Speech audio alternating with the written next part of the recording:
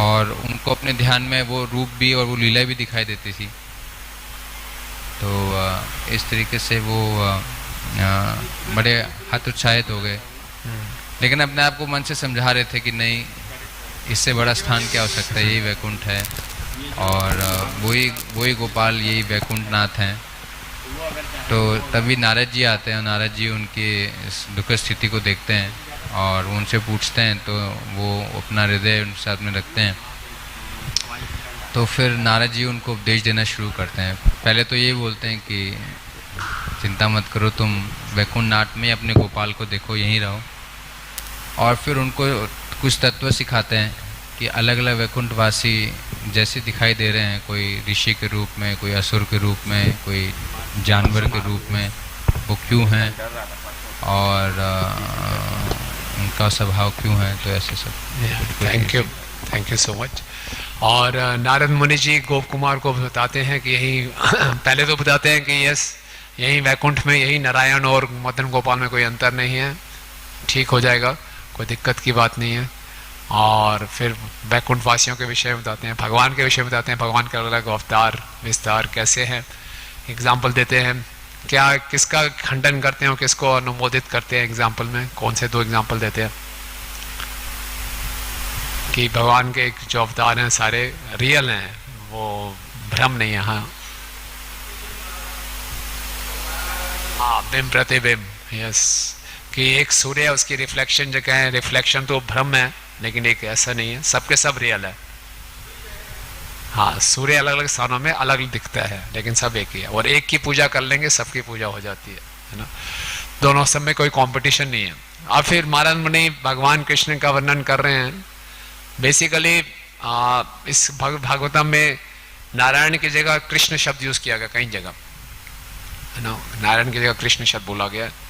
लेकिन बात एक ही एसेंस यही है, क्योंकि कृष्ण सब कारणों के कारण है। और कई वैदिक शास्त्रों में नारायण को अवतारी बताया गया कि नारायण से सारे अवतार निकले हैं, क्योंकि नारायण विष्णु से श्रेष्ठ हैं।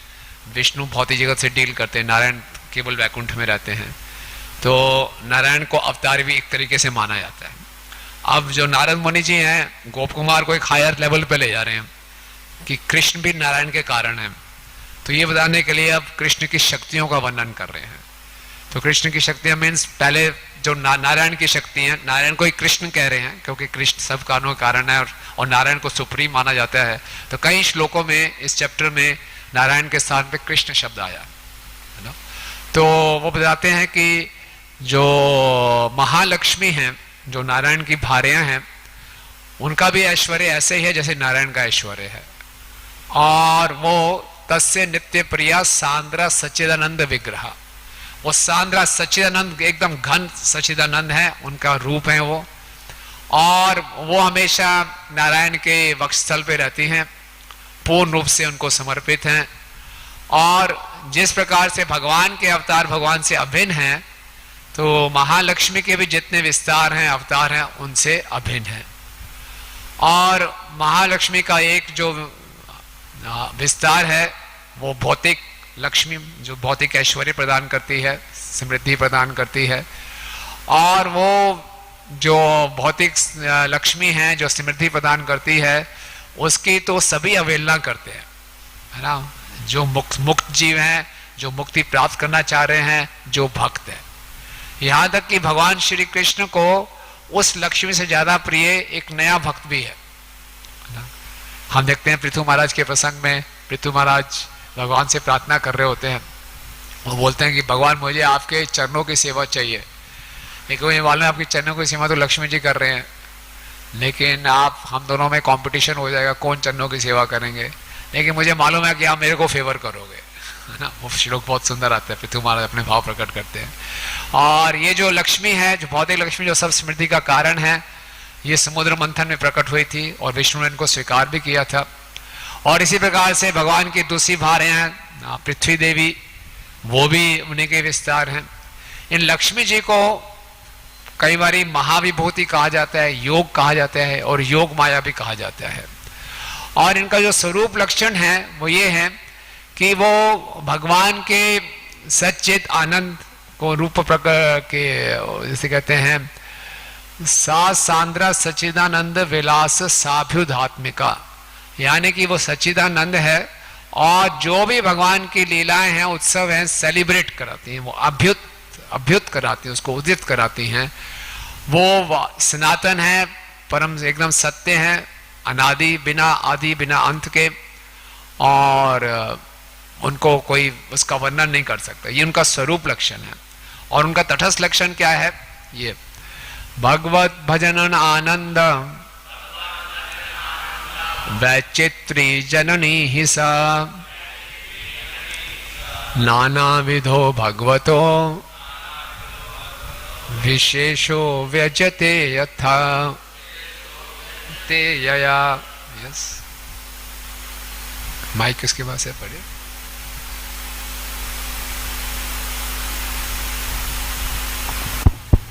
She is the mother who gives birth to the varieties of ecstasy that appear during the worship of the Lord.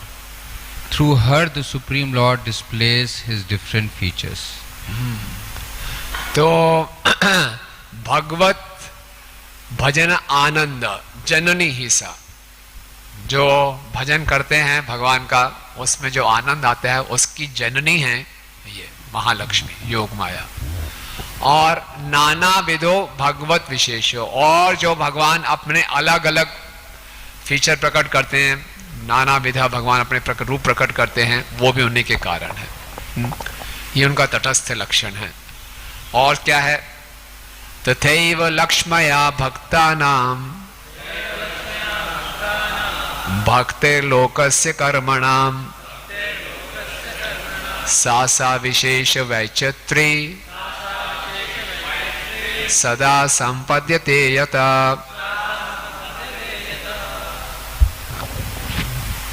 Thus, the distinct varieties of the Lord's devotees, of his devotional service, of his word, and of his activities constantly arise from Lakshmi. हाँ, तो भक्तों में इतनी विविधता है।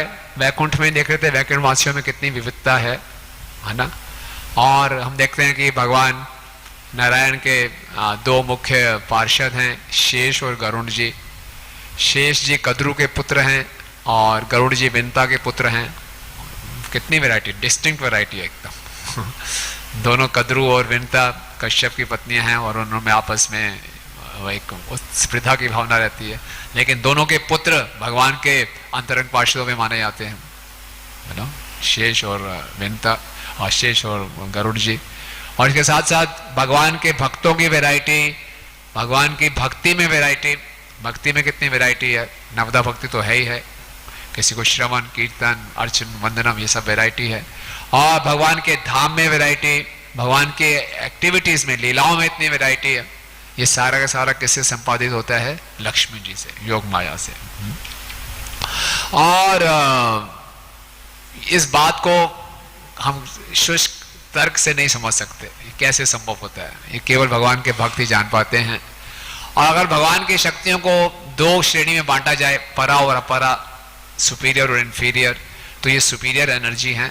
और इनकी जो रिफ्लेक्शन है, इनकी जो छाया है, वो क्या है? इन्फीरियर एनर्जी है। वो उनके एक शेडो के रूप में है, जिससे भगवान पूरा सृष्टि करते हैं। तो वो क्या है? मिथ्या प्रपंच जननी मिथ्या भ्रांति तमोमयी अतो निरूप्य अनित्यद्या जीव संसार कारिणी। This Maya is the generator of the false material creation. She embodies falsity and ignorance, and therefore she cannot be described. Non-eternal yet primordial, she creates for the jivas the cycle of material life. बड़ा विचित्र वर्णन है, माया जी विचित्र, इनका वर्णन बड़ा विचित्र है कि ये मिथ्या प्रपंच जननी है। Material creation false, I mean false उस जंग से नहीं लेना चाहिए जैसे कि दूसरे मायावादी लोग लेते हैं। फॉल्स मीन्स टेम्परेरी इस सेंस में। तो ये मिथ्या प्रपंच जननी है, मिथ्या भ्रांति तमोमयी, और ये तमोमयी हैं। और अतो अनुरूप्या, क्योंकि ये इल्यूजन क्रिएट करती हैं तो इनका कोई वर्णन ही नहीं कर सकता। और ये अनित्य है, नित्य नहीं बोला, अनित्य। और क्या है, आद्य भी है। आद्य का मतलब वो प्राइमेबल, ओरिजिनल, पहले, और अनित्य भी है।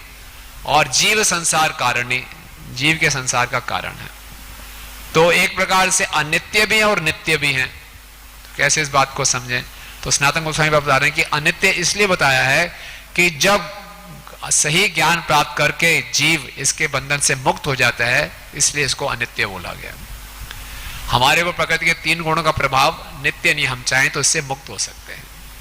उदाहरण आता है कि किसी के चेहरे पे तिल है, तो तिल को तो मिटा नहीं सकता हो, लेकिन अगर मिट्टी लग गई है तो उसको मिटा सकता है, चाहे मिट्टी का दाग कितना ही पुराना क्यों ना हो। इसी ढंग से जीव के ऊपर माया का प्रभाव है, ये उसका सनातन स्वरूप नहीं है, उससे मुक्ति पा सकता है। इस तरीके से ये अनित्य है, लेकिन ये नित्य भी है। और ये जो व्यक्तिगत रूप में, एक मूर्तिमान रूप में प्रकट होती है, जैसे हमने देखा था ब्रह्मांड का जो 8वां आवरण है वहां प्रकट होती है। और इसका क्या है, कार्य कार्य विकार से तत्व अप्राप्य प्रकृति रुच्यते। हालांकि इसकी जो अभिव्यक्ति है, भौतिक जगत में विकार आते रहते हैं, लेकिन इसमें विकार नहीं आता, इसलिए इसको प्रकृति कहते हैं।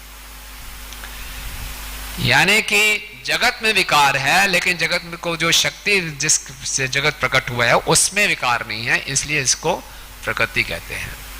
और केवल इसी को पार करके कोई मुक्त हो सकता है। और इसके द्वारा जो सृष्टि होती है वो इतनी मायावी है, जैसे एक जादूगर का खेल है ना। जैसे जादूगर का खेल होता है, उसका माया होता है ना, जादूगर कुछ भी कर सकता है, एक रुमाल से कबूतर निकाल सकता है, कुछ भी कर देता है।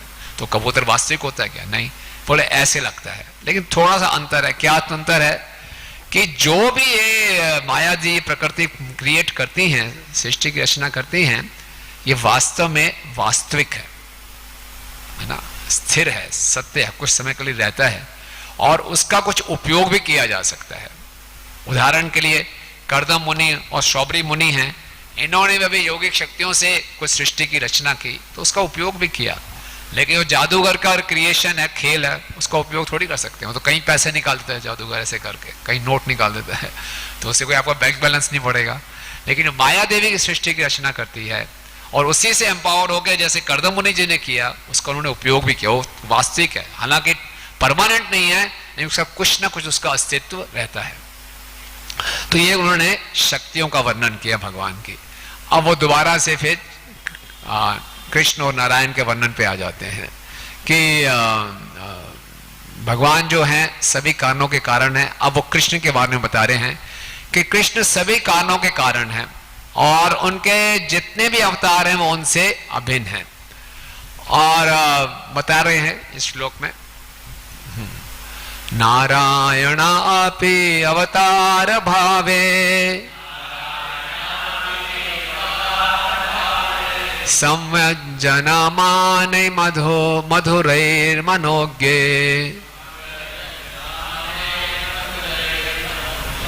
तत्प्रेम भक्त्या दरहृदेक वेद्यैर् महात्म्य वर्गैर्विविधैर्विशिष्यता।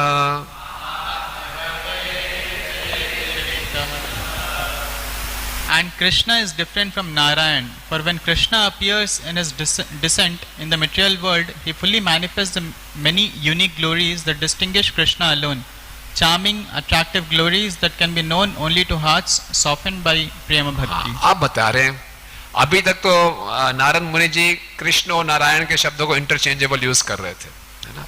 अब उन्होंने बोला कि नहीं, जो कृष्ण हैं वो नारायण से परे हैं, नारायण से। और कृष्ण जब अवतार लेते हैं भौतिक जगत में तो अपनी सुंदर सुंदर महिमा प्रकट करते हैं और यही कृष्ण को बाकी सब अवतारों से अलग स्थापित करती हैं। उनकी सुंदरता, उनकी मधुरता, और जो केवल वही व्यक्ति समझ सकते हैं जिसके हृदय में प्रेमा भक्ति है। तो जैसे मैंने पहले बताया कि कई पुराणों में, वैदिक शास्त्रों में नारायण को भी अवतारी बोला गया है, लेकिन बता रहे हैं नारद मुनि जी यहाँ स्पष्ट कर रहे हैं कि जो नारायण के भी कारण हैं वो कृष्ण हैं। और कृष्ण और नारायण में एक अंतर जो खूब मुख्य अंतर है कि कृष्ण अवतारी भी हैं और अवतार भी हैं, और वो जो अवतार जो लेते हैं पृथ्वी में वो बहुत ही मधुर अवतार है, वो सभी बाकी अवतारों से अलग है, उसकी महिमा उसकी माधुर्यता एक अलग है। जय श्री श्री राधा राधिका रमन जी की जय, जगन्नाथ बलदेव सुभद्रा की जय, श्री श्री कृष्ण बलराम की जय, कौन नेता की जय।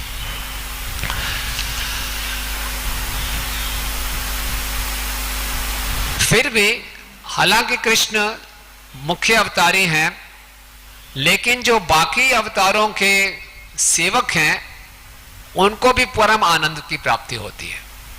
ऐसा नहीं कि उनको आनंद में कम प्राप्ति होती है, उनको जो जिनका भाव है उसके हिसाब से उनकी सेवा करते हैं, उनको परम आनंद की प्राप्ति होती है। और जिस प्रकार से कोई किसी की पूजा करता है, अर्चना करता है, और भगवान उसको उसी प्रकार से उसका परिणाम देते हैं। और अगर कोई अब किसी अवतार की अर्चना करके उसको जो परिणाम प्राप्त होता है उससे वो असंतुष्ट नहीं रहता, उसमें वो संतुष्ट रहता है। और भगवान के जो लीलाएं हैं ये तो असीमित रूप से इसका विस्तार होता रहता है, क्योंकि जो भगवान का मन है वो करोड़ों करोड़ों समुद्र के समान गहरा है, और उनके जो लीलाओं का ऐश्वर्य है वो उनको भक्तों को अलग अलग तरीकों से आकर्षित करता है। तो इसलिए कोई उनके बारे में समझ नहीं सकता, है ना। कोई ये कह सकता है कि भक्तों को तो नहीं पता कि कृष्ण सुप्रीम है, तो भले भगवान तो जानते ही है ना, तो क्यों नहीं भगवान अपना सब कुछ उन भक्तों को दे देते।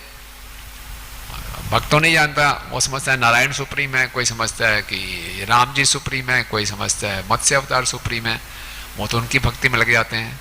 नहीं, कृष्ण सब कारणों के कारण जानते हैं, तो सब कुछ क्यों नहीं रिवील कर देते, बता दें सब कुछ कि सब मेरी भक्ति में जुड़े। जब वो सर्वोत्तम है तो एक जीव को सर्वोत्तम आनंद दो। तो बोलते नहीं, जैसे किसी भक्त का मूड होता है वैसे करते हैं। लेकिन ठीक है, कैसे किसी भक्त का मूड होता है ठीक है, लेकिन वो आप तो ऋषिकेश है ना, तो आप बदल दो मूड उसका, उसके मन को बदल दो।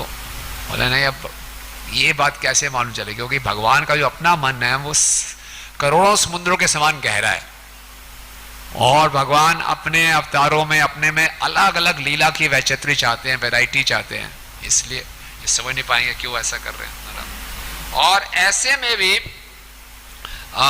भगवान के जो इतनी ज्यादा इतने तरह तरह के अवतार हैं, उसमें इतनी विविधता है, उसमें भगवान अपनी मैक्सिमम कृपा देते हैं, हर एक को पूरी की पूरी कृपा दे रहे हैं। ऐसा नहीं कि किसी को कृपा के कोटा में कमी है, और जिस भक्त को जो कृपा मिलती है उसमें पूर्ण रूप से संतुष्ट रहता है, उसमें आपस में कोई कंपटीशन नहीं है। हालांकि कुछ तारतम्य रहता है, हायरार्की दिखती है, लेकिन वास्तव में कोई हायरार्की नहीं है, क्योंकि जिस अवतार का जो भी भक्त है वो अपने आप में पूर्ण रूप से संतुष्ट है। और कृष्ण की भक्ति में भी जो जिस रस में स्थित है वो अपने आप में संतुष्ट है, उसमें किसी के अंदर कोई इन्फीरियरिटी और सुपीरियरिटी का कोई कॉम्प्लेक्स नहीं है।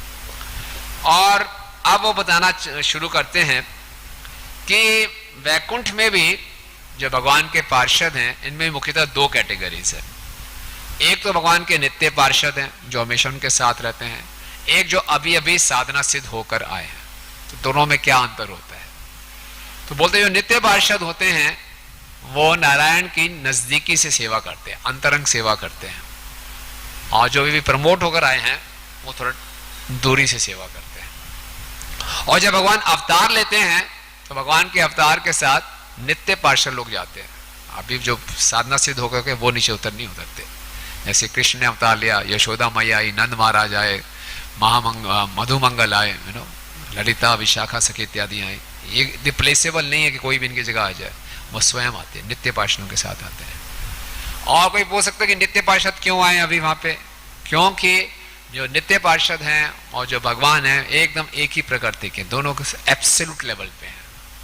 जैसे भगवान भौतिक प्रकृति में आके प्रभावित नहीं होते तीन गुणों से, तो ये जो नित्य सिद्ध जीव हैं ये भी भौतिक प्रकृति में अवतरित होकर भौतिक प्रकृति से प्रभावित नहीं होते। और इसलिए भगवान और ये नित्य पार्षद वास्तव में एक हैं बिल्कुल क्वालिटी में, लेकिन केवल एक ही अंतर है कि जो ये पार्षद हैं वो भगवान से ऐसे आकर्षित होते हैं सेवा के लिए जैसे कोई लोहा चुंबक से आकर्षित होता है, स्पॉन्टेनियस अट्रैक्शन है। इसलिए सेवक और सेवे का अंतर है, लेकिन वास्तव में दोनों एक है, सच्चिद आनंद ही है, क्योंकि जो नित्य पार्षद हैं भगवान की अंतरंगा शक्ति के ही विस्तार है। तो इस प्रकार से ये भगवान के अलग अलग अवतारों का वर्णन करते हैं। और हम आपके ऊपर फिर आगे आते हैं।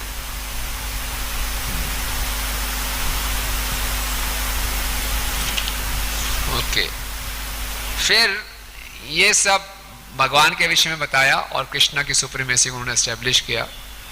तो फिर गोकुमार जी पूछते हैं कि आपने मुझे बताया कि इस वैकुंठ में अलग अलग भगवान के रूप हैं और उसमें एक रूप भगवान के अर्च विग्रह भी हैं और अर्च विग्रह की भी अर्चना यहाँ वैकुंठ में होती है, लेकिन मैंने तो सुना है कई पुराणों में बताया गया है कि अर्च विग्रह के पुजारियों को इतना श्रेष्ठ नहीं माना जाता, कि गोप कुमार की अर्च विग्रह की पूजा में बहुत रुचि थी। कहाँ कहाँ की थी गोप कुमार ने अर्च विग्रह की पूजा? हैं, राजा के यहाँ पे की थी, जगन्नाथपुरी में की थी, तो उनको बहुत रुचि थी, लेकिन उनको बहुत दुख होता था कि लोग बोलते थे कि नहीं ये तो श्रेष्ठ नहीं है। और आपने बोला कि अर्च विग्रह भी सच्चिदानंद हैं, नित्य हैं, लेकिन मैंने कई पुराणों में ऐसा सुना है, बताया गया है, तथा कथम पुराणेभ्य श्रूयन्ते तद तद उक्तया अप्रमाणम च तानास्यु महामुख विनिश्रता। But why? Therefore, do we hear different opinions about this from the Puranas? The Puranic statements coming as they do from the mouths of exalted souls cannot be less than authoritative. आपने बताया आप एक authority हैं, आप बता रहे हैं कि जो ये विग्रह होते हैं भगवान के अर्च अवतार हैं, ये भी सच्चिदानंद हैं, वास्तविक हैं, ये कोई ऐसे इल्यूजन नहीं है। लेकिन पुराणों में पढ़ते हैं जो इनकी पूजा करते हैं वो इतने एग्जाल्टेड, वो इतने उन्नत भक्त नहीं हैं। और जो पुराणों में भी बड़ी बड़ी अथॉरिटीज ऐसा कह रही हैं, जैसे हम देखते हैं कि भागवतम के 11वें स्कंद में नवयोगेंद्र बता रहे हैं, जो फेमस श्लोक है, आचार्यमेव हरे पूजाम या श्रद्धायते ना तद भक्तेषु चान्येषु स भक्त प्राकृत स्मृता। जो अर्च वगैरह की सेवा करता है बाकी दूसरे भक्तों से अच्छा व्यवहार नहीं करता, उसको प्राकृत भक्त बोला गया है। तो कपिल देव भगवान भी यही कहते हैं, जो मेरी पूजा करता है लेकिन मेरी उपस्थिति दूसरे जीवों में नहीं देखता, वो राख में अपनी आहुति डाल रहा है ना। तो ये क्लियर है, वो भी अथॉरिटीज हैं। और वेदों में भी आया है प्रतिमा मंद बुद्धि नाम, जो प्रतिमा होती है वो मंद बुद्धि वालों के लिए होती है। और ये कैसे समझे इस बात को और यहाँ आप गुणगान कर रहे हैं, है ना। तो जब ये सुना तो तच्छ्रुत्वा उक्तम प्रभो पूजा मार्गादि गुरुणामुना उत्थाय परमानंदाना माम आश्रिष्य देमोत्तरम।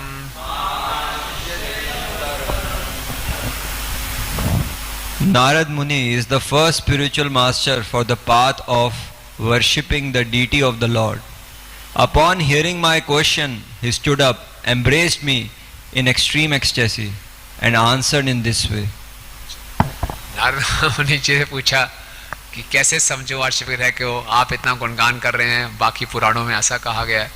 नारद मुनि जी बहुत आनंद में आ गए। क्यों आए नारद मुनि जी आनंद में? हाँ, नारद पंचरात्र तो इन्होंने स्थापित किया, तो पूरे मुख्य गुरु तो यही हैं। और अर्च विग्रह के बारे में प्रश्न पूछा तो बड़े आनंद में आ गए, क्या प्रश्न पूछा, और गले लगा लिया उनको। और फिर नारद मुनि जी बोलना शुरू करते हैं, है ना। श्री नारद उवाच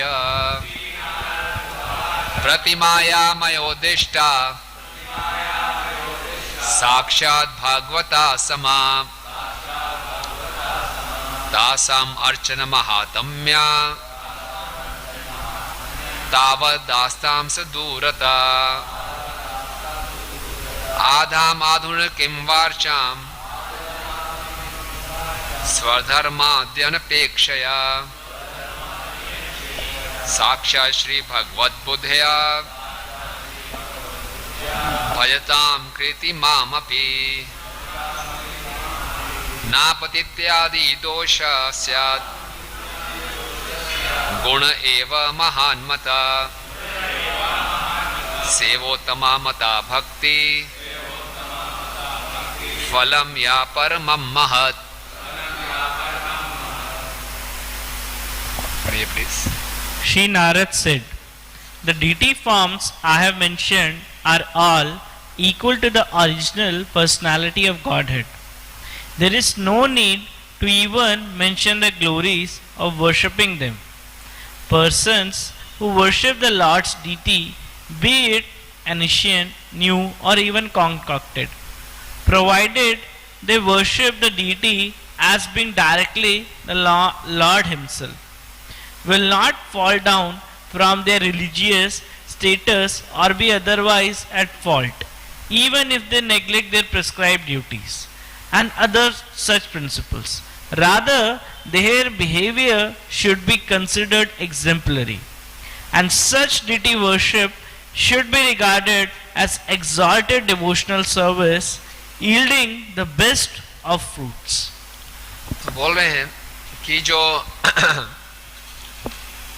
प्रतिमा या मयादिष्टा साक्षात भागवत समा, जो वर्च विग्रह को साक्षात भगवान के समान समझते हैं, तो अब डीटी वर्शिप अर्च विग्रह की सेवा का गुणगान करना तो प्रश्न ही नहीं उठता। ये तो बियॉन्ड क्वेश्चन, ऐसी क्या महिमा है ना।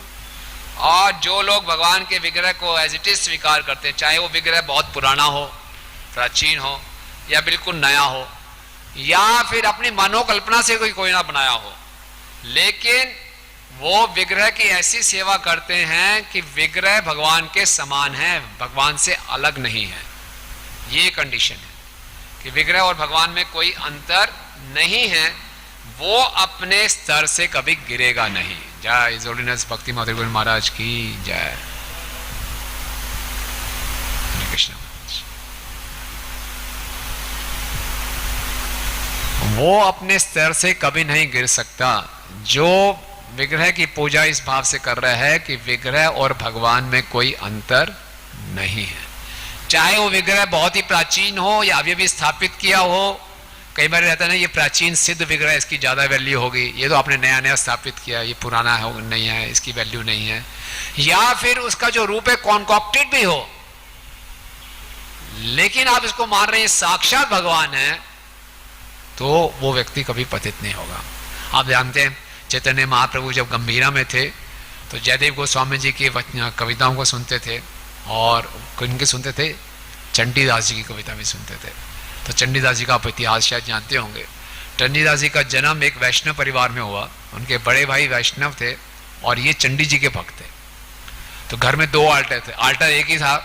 तो वो जो वैष्णव भाई थे वो सुबह जल्दी उठ के भगवान कृष्ण की पूजा करते थे, और चंडी दास जी बाद में उठते थे, वो चंडी देवी की पूजा करते थे आराम से बढ़िया। वो चंडी देवी का सारा साज सामान लेकर आते थे, और जब चंडी देवी की पूजा करते थे उनको धूप दिखाते थे। तो एक बार क्या हुआ, धूप हवा से कृष्ण की हो जा रही थी, गोपाल की हो जा रही थी, तो बार बार धूप यूं कर देते थे कि चंडी की तरफ जाए, तो फिर धूप वहां जाती, फिर यूं कर देते थे। उनको वो साक्षात कृष्ण बोले मैं चंडी का भक्त हूं, ये कैसे जाऊं।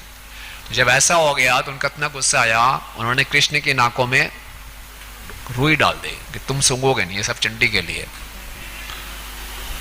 और चंडी को यूं करते रहो, रुई डाल दी, तुम्हारे को क्यों चली जाए चंडी के। अगले उस दिन क्या हुआ, सपने में गोपाल जी आए, बोले मैं तुमसे बहुत खुश हूँ। बोले गलत से मेरे सपने में आ गए, आपके जो पूजा पुजारी हैं वो बड़े भाई हैं मेरे। बोला नहीं, मैं तुमसे ज्यादा खुश हूँ। क्यों? कि तुमने मुझे मूर्ति नहीं माना, साक्षात एक व्यक्ति माना।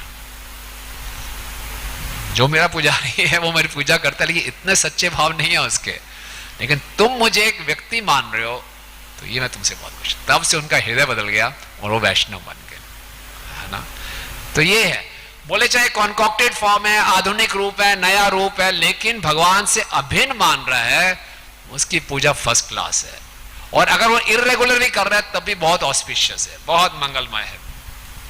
तो वो कभी अपने स्थिति से गिरेगा नहीं, चाहे उसमें कुछ दोष भी हो। अगर वो अपने जो प्रिस्क्राइब ड्यूटीज की उल्लंघन करता है, उसको सही ढंग से पालन नहीं करता, तो एक पद्म पुराण में बहुत विशेष श्लोक आता है कि साधारणतया जो रिचुअल वर्शिप करते हैं, एक आइडल वर्शिप करते हैं, मूर्ति पूजा करते हैं, अगर उनसे कुछ गलती हो जाए तो उनको नरकों में बहुत, जैसे कहते हैं, सजा मिलती है और उनको बहुत, उनका सारा ऐश्वर्य छीन लिया जाता है।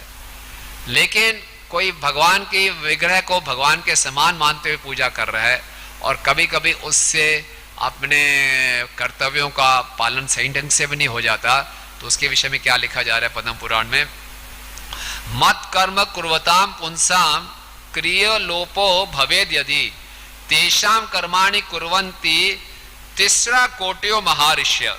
ध्यान से सुनिए, अगर कोई व्यक्ति भक्ति कर रहा है, केवल अर्च विग्रह की सेवा के लिए, भक्ति के लिए है, और वो अपने कार्मिक कर्तव्यों को सही ढंग से नहीं कर पाता, तो क्या करते हैं? 30 मिलियन यानी कितने हो गए? 3 करोड़ उन्नत ऋषि उसका जो भार उठा के उसका काम करते हैं। कोई भक्ति कर रहा है लेकिन अपने भौतिक कार्यों का सही ढंग से पालन नहीं कर रहा, तो उसके कार्यों को बोझ उठाने के लिए 3 करोड़ ऋषिगण उसका बोझ उठाते हैं। इसका गलत फायदा नहीं उठाना कि हम काम धंधा बंद कर दें, मैं तो भक्ति कर रहा हूँ, 3 करोड़ ऋषि करेंगे मेरा काम। प्रभुपाद कहते हैं भक्ति के नाम पे सुस्ती नहीं दिखानी, लेकिन ये टेंशन नहीं लेना, कई बार कुछ नहीं कर पाते। अगर हम सही ढंग से भक्ति कर रहे हैं तो ये उसके लिए लागू होगा। तो ये इतनी महिमा है, तो अगर कोई सही ढंग से अर्च विग्रह की सेवा कर रहा है, उसको साक्षात भगवान को मान रहा है, तो उसमें कोई भी दोष नहीं है, बल्कि उनके व्यवहार को से उदाहरण लेना चाहिए और ऐसी अर्च विग्रह की सेवा को बेस्ट मानना चाहिए, है ना। उसके बाद बताते हैं, सिद्धि स्यात् भगवद दृष्टया तृण समानाद तिन्न सम्माननादपि सकृत उच्चारण नाम भाष्य श्रवणा तथा। तो ये भक्ति की महिमा बता रहे हैं, पढ़िए, सॉरी इसका अनुवाद पढ़िए।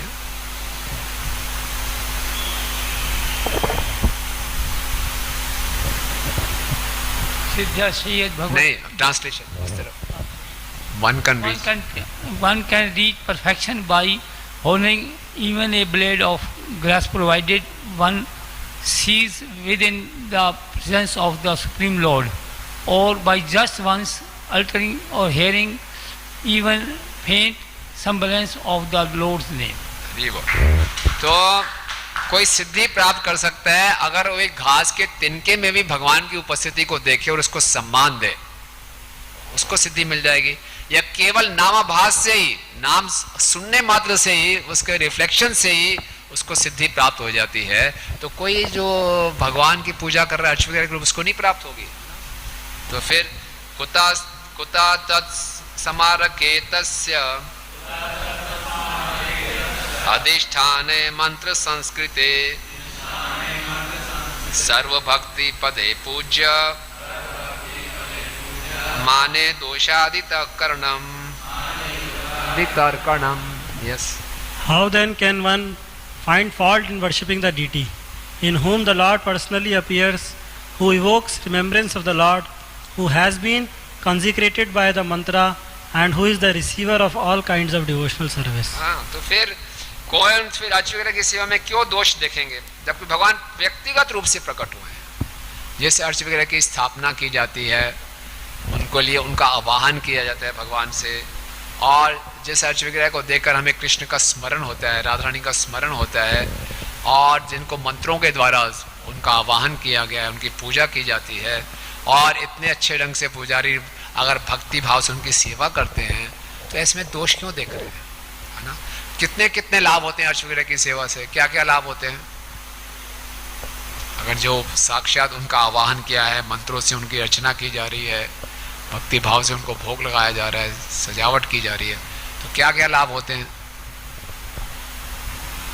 हैं, पवित्रता आती है, भगवान का स्मरण होता है, और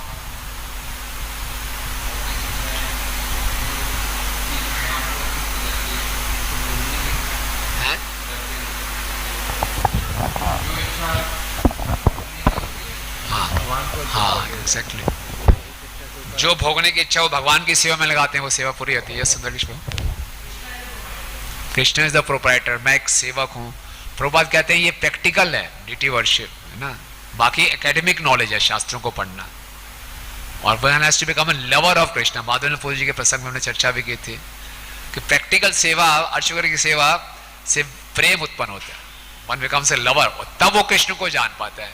केवल थियोरेटिकल नॉलेज एकेडमिक नॉलेज है, केवल अर्चकर की सेवा प्रैक्टिकल नॉलेज है, तो भगवान का साक्षात्कार होता है। और अर्चकर की सेवा में भक्तियों के सभी अंगों का पालन हो जाता है ऑटोमेटिकली। अर्चकर की सेवा कर रहे हैं, हम श्रवण भी करते हैं, कीर्तन भी करते हैं, स्मरण भी होता है, अर्चनम भी है, पाद सेवनम भी है, सब हो जाता है उसमें, अति उत्तम। फिर कोई समझ नहीं पाता ऐसे कैसे है, ये अर्च विग्रह बना दिए और ये भगवान बन गए, कैसे हो गया। तो यहाँ पे लॉजिक दे रहे हैं सनातन गोस्वामी जी, भौतिक चीजें ऐसी कितनी हैं जो कि अचिंत्य हैं।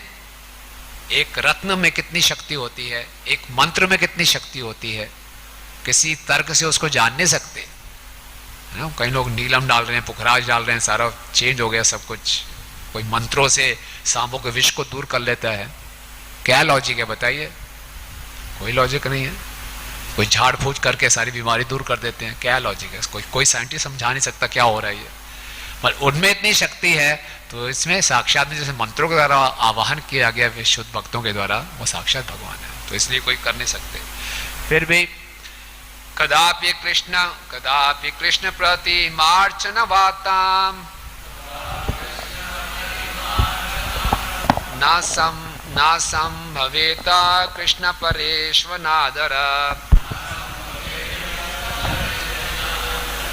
घटेत चेत कार्यपि तद्विषक्तो गृह्णन्ति नागस्तदमिस्तुवन्त्यथ। Persons who properly worship Krishna in his deity form never disrespect Krishna's devotees, and if because of being absorbed in worship they accidentally do so, the devotees make light of such offences and praise the worshippers. और वास्तव में जो सही ढंग से भगवान के अर्चक की सेवा कर रहा है, वो कभी भी कृष्ण के भक्तों की, वैष्णवों का अनादर नहीं करेगा। और भागवतम के 11वें स्कंद में जब उद्धव जी को भी भगवान अर्चक की सेवा की महिमा बता रहे हैं, तो उसमें बता रहे हैं कि कनिष्ठ भक्त है, उसको भक्तों से सही ढंग से व्यवहार करना नहीं आता, लेकिन वो अर्चक की सेवा करता रहेगा तो सही व्यवहार करना सीख जाएगा। और अर्चक की सेवा इसीलिए कराई जाती है कि उसके अंदर सेंसिटिविटी बढ़े और दूसरों को, जीवों को भी आदर देना शुरू करे। लेकिन जो परिपक्व पुजारी है वो सभी भक्तों से बहुत अच्छे ढंग से व्यवहार करेगा। इसलिए ये भी बताया जाता है, अगर हम अर्चक की सेवा कर रहे हैं, कोई भक्त आ गए, तो आरती बंद करके उस भक्त को पहले आदर देना चाहिए, अगर कोई और आदर करने वाला नहीं है। लेकिन फिर भी अगर कोई अर्चक की सेवा में बहुत ज्यादा रमा हुआ है, एब्जॉर्ब्ड है, और वो भक्तों को आदर देने में वो नहीं दे पाया, तब भी कोई बड़ी बात नहीं है, क्योंकि जो भक्त हैं समझ जाएंगे, उसकी क्वालिटी को देखेंगे, हाँ चलो भगवान की सेवा में एब्जॉर्ब है, कोई बात नहीं, तो करेगा नहीं। लेकिन इसका गलत फायदा नहीं उठाना चाहिए। हम ऐसे भागवत में दूसरे केसेस भी देखते हैं।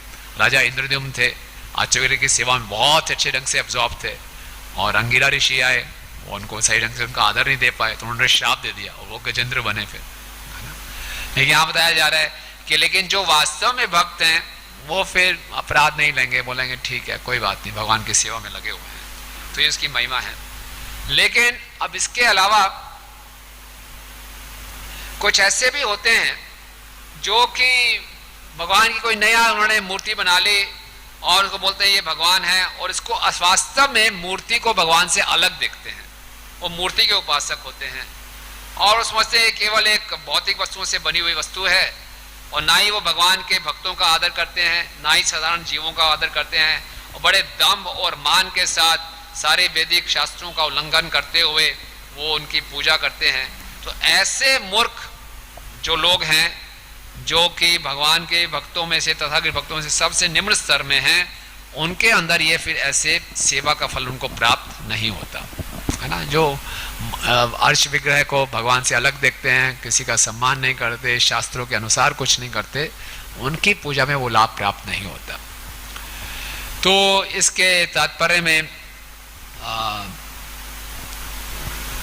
गोपी प्राणंद प्रहलाद महाराज की बहुत सुंदर प्रार्थना है 7-9-11, जिसमें प्रहलाद महाराज भगवान को निज लाभ पूर्ण बता रहे हैं कि आप अपने आप में पूर्ण हैं और आप जो किसी के भेंटों को स्वीकार करते हैं अपने लाभ के लिए नहीं, उस भक्त के लाभ के लिए। तो इसमें भगवान जो भक्ति भाव से अर्पण किया जाता है उसको स्वीकार करते हैं, जो बिना भक्ति भाव के दिए हुए भगवान उसको स्वीकार नहीं करते। तो फिर क्या होता है ऐसे लोगों का? तो ऐसे बताया गया, इसको दूसरे तरीके से बताया गया। प्रहलाद महाराज उदाहरण देते हैं कि अगर कोई प्रतिबिंब को सजा हुआ देखना चाहता है, दर्पण में अपनी चित्र को, फोटो अपने आप को देख रहा है, वो चाहता है कि दर्पण में जो दिखाई दे रहा है वो सजा हुआ दिखाई दे, तो क्या करेगा? उसको अपने आप को सजाना पड़ेगा। इसलिए कोई अपने आप को सुखी रखना चाहता है तो उसको क्या करना पड़ेगा? अर्च विग्रह को सेवा करनी पड़ेगी।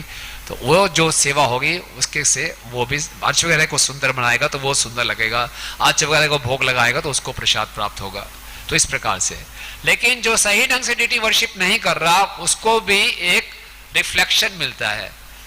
अर्च विग्रह का सही परिणाम है शुद्ध भक्ति, और शुद्ध भक्ति का जो विकृत छाया है वो है भोग, भौतिक भोग। तो ऐसे लोगों को भौतिक भोगों की प्राप्ति हो जाएगी और कुछ प्राप्त नहीं होगा, ज्यादा से ज्यादा भौतिक भोगों की प्राप्ति हो जाएगी। तो ये बताया गया है। और क्योंकि अर्च विग्रह से भगवान की प्रेमा भक्ति प्राप्त हो सकती है और उनको भौतिक भोग प्राप्त हो रहे हैं, इसलिए उन लोगों की निंदा की गई है। ऐसे अर्च विग्रह की पूजा की निंदा की गई है। जहां जहां पुराणों में बताया गया कि वो निंदनीय है, ऐसे लोगों के लिए निंदनीय है। देखते हैं हम, गणपति पूजा होती है, दुर्गा पूजा होती है, उसका बना के उसको पानी में बहा देते हैं, कुछ समय के लिए टेम्परेरी यूज किया, इसको भगवान से, उस व्यक्ति से अलग माना, तो इसलिए उनकी निंदा की गई है। क्योंकि ये शुद्ध भक्ति प्राप्त हो सकती है, उसको ना लेके छोटे लाभों के लिए करते हैं। फिर भी क्या है, इतनी सुंदर बात भी बताएंगे। तेपी नूनम न ताम पूजम त्यजियेर यदि सर्वदा तदा तद निष्ठया चित्ते शोधिते गुणदर्शिनाम कृपया कृष्ण भक्तानां प्रक्षीणा शेष दूषणा कालेन कियता तेपि भवन्ति परमोत्तमा। But if such materialistic worshippers never give up the worship under any circumstances, their dedication will purify their hearts. Then by the mercy of Krishna's devotees who see only the good qualities of others, the faults of such worshippers will be exhausted, and in time those worshippers too will become first class devotees.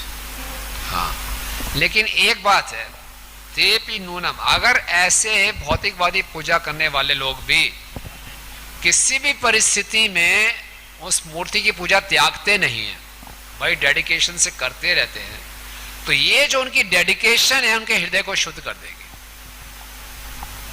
और उनके ऊपर भगवान के, कृष्ण के भक्तों की विशेष कृपा होगी। वो देखेंगे कितना डेडिकेटेड पुजारी है, व्यवहार ठीक नहीं करता, सही ढंग से आचरण नहीं करता, लेकिन सेवा का पक्का है। तो भक्तों ने प्रशंसा कर दी, इससे उनका वो हृदय शुद्ध हो जाएगा। तो डेडिकेशन सबसे ज्यादा इंपॉर्टेंट है इस बात में, डीटी वर्शिप में। तो उनके सारे के सारे दोष खत्म हो जाएंगे और भक्तों की कृपा से वो भी क्या बन जाएगा? फर्स्ट क्लास डिवोटी बन जाएगा, प्रथम श्रेणी का भक्त बन जाएगा, समर्पण के साथ, दृढ़ता के साथ करता है। तो इसलिए ऐसे भक्त जो भौतिक इच्छाओं के साथ अर्च विग्रह की सेवा करते हैं, तो पहले उनकी भौतिक इच्छाएं पूरी होती हैं और फिर भक्ति की शक्ति से वो भक्ति का परिणाम उनको मिलता है, भक्ति बढ़ती है। क्योंकि उनको तुरंत भक्ति मिल सकती थी और उन्होंने भौतिक इच्छाओं को पहले दिया, इसलिए शुद्ध भक्त इनकी निंदा करते हैं कि ये बेकार की बात है। और क्योंकि शुद्ध भक्त जो होते हैं, प्रेमी भक्त होते हैं, वो एक क्षण का भी विलंब सहन नहीं कर सकते।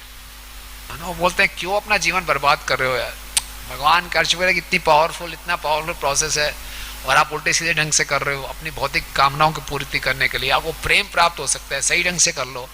तो आउट ऑफ कंपैशन, करुणा के कारण वो निंदा करते हैं, है ना। जैसे शीला प्रभुपाद भी साइंटिस्ट की और बाकी जो मायावादियों की क्यों निंदा करते थे? Out of compassion. उनको रास्कल कहते थे। अरे आप क्यों जीवन बर्बाद कर रहे हो अपना, है ना? इसी ढंग से जो भगवान के प्रेमी भक्त होते हैं, ऐसे किसी को उल्टा सीधा मूर्ति पूजा करते हुए देखते हैं तो बोले इस प्रोसेस में इतनी शक्ति है, लेकिन उसका गलत उपयोग कर रहे हो, तो उनकी वो निंदा करते हैं। तो आप प्रेमा भक्ति के विषय में बताएंगे नारद मुनि की प्रेमा भक्ति क्या होती है। तो बताते हैं, इसका खाली अनुवाद पढ़ लीजिए बिकॉज समय कम है, काफी कुछ कवर करना है। पढ़ेंगे कुछ अनुवाद जल्दी से। By the mercy of pure devotional service, the personality of Godhead, the supreme controller, becomes subordinate to his devotees. This in effect deprives him of independence, so pure devotional service he rarely bestows. तो भगवान अक्सर हम सुनते ही हैं कि भगवान मुक्ति दे देंगे, भुक्ति दे देंगे, अपनी प्रेमा भक्ति नहीं देंगे। क्यों नहीं देंगे प्रेमा भक्ति? क्योंकि भगवान को अपनी स्वतंत्रता त्यागनी पड़ती है, उस भक्त के वश में होना पड़ता है। लेकिन नारद मुनि जी बोलते हैं मेरा कुछ अलग मत है। नारद मुनि जी का बड़ा इंटरेस्टिंग मत है। बोलते क्या? मन्ने महाप्रेष्ठ जनानुवश्यता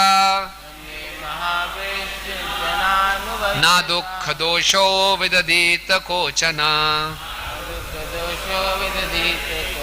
किंतु प्रमोदम निज भक्त वत्सला त्वादीन महाकीर्ति गुणास्तनोति सा। In my opinion, the Lord's coming under the control of his dearmost servants creates no unhappiness or fault of any kind.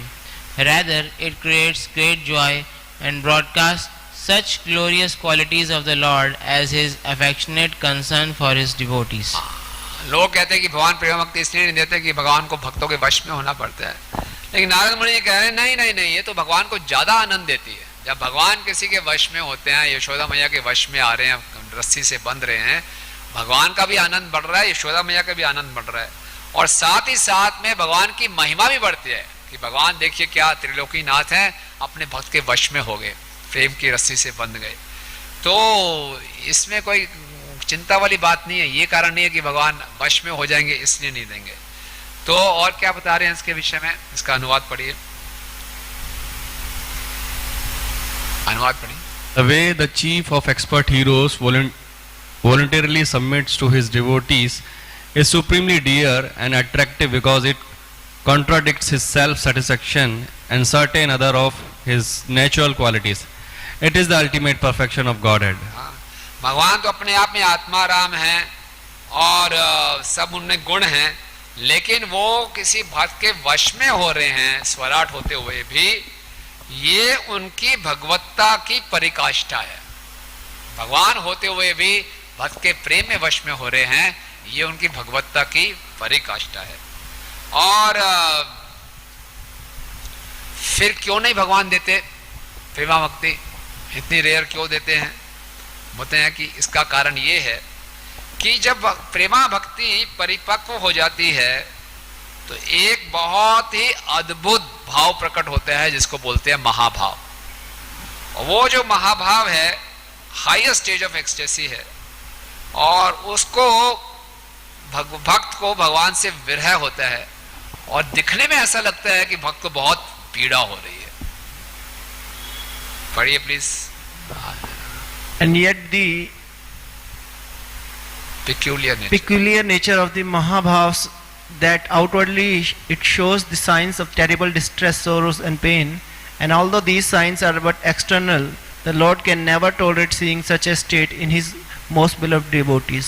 भगवान देख नहीं पाते, हालांकि ये एक्सटेसी है टॉप मोस्ट, भगवान कहते हैं नहीं यार इतना है, बस महाभाव कम देना है, प्रेम भक्ति बहुत गिने चुने लोगों को देना है। और फिर क्या होता है? दूसरा क्या कारण है? पढ़िए प्लीज ट्रांसलेशन।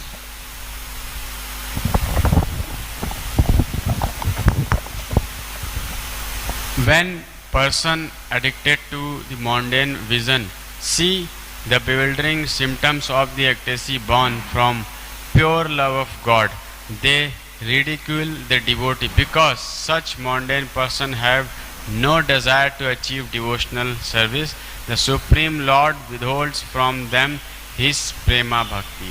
और जो साधारण जन है, संसारिक लोग हैं, वो देखेंगे महाभाव के ऐसे लक्षण हैं, भक्त रो रहा है, चिल्ला रहा है, दुखी हो रहा है, पीड़ा प्राप्त कर रहा है, अरे क्या है ये भक्ति करने का क्या फायदा है, ऐसी भक्ति होती क्या फायदा, पहले ठीक ठाक था, है ना। ये क्या हो गया। जैसे माधवेंद्रपुरी अपने अंतिम जीनों में पूरे प्रेम के लक्षण दिखा रहे हैं, और रामचंद्रपुरी क्या बोल रहे हैं, परम बहुत प्रसन्न आत्मा, ना सोचती ना कांक्षती। क्या हो गया, ब्रह्म पे ध्यान लगाओ, आप हो क्या हो गया। तो इसलिए नहीं देते, और बहुत ही कम देते हैं भगवान, किसी रेयर उसको। जैसे तुलना की गई यहाँ पे, प्रेमा भक्ति चिंतामणि के समान है, मुक्ति स्वर्ण के समान है, और भुक्ति शीशे के समान है। तो शीशा तो आम मिल जाता है, सोना फिर भी थोड़ा रेयर है, चिंतामणि तो बहुत ही रेयर है। वंस इन ए वाइल कभी भगवान के बहुत ही उत्कंठा से किसी ने भक्ति की तो उसको केवल प्रेमा भक्ति मिलती है। लेकिन महाप्रभु की विशेष कृपा क्या है, न वो महावदन्याय कृष्ण प्रेम प्रदाय, ये महाप्रभु की विशेषता है। भगवान तो बिल्कुल लिमिटेड कोटा देते हैं, बहुत कम, लेकिन महाप्रभु आके सब विषय बांट रहे हैं। और फिर बता रहे हैं, आगे पढ़िए please. We are not able to describe completely this special ecstatic state, nor is it proper for us to do so. And even if the most perfect of scriptures, those dedicated to promoting devotional service, were to describe it in detail, the effect on ignorant people would be contrary. हाँ, तो बोले मैं जैसे गोकुमार ने जाना चाहा और बताइए महाभाव के विषय में, तो नारद मुनि बोला नहीं हम इसके बारे में ज़्यादा नहीं बता सकते।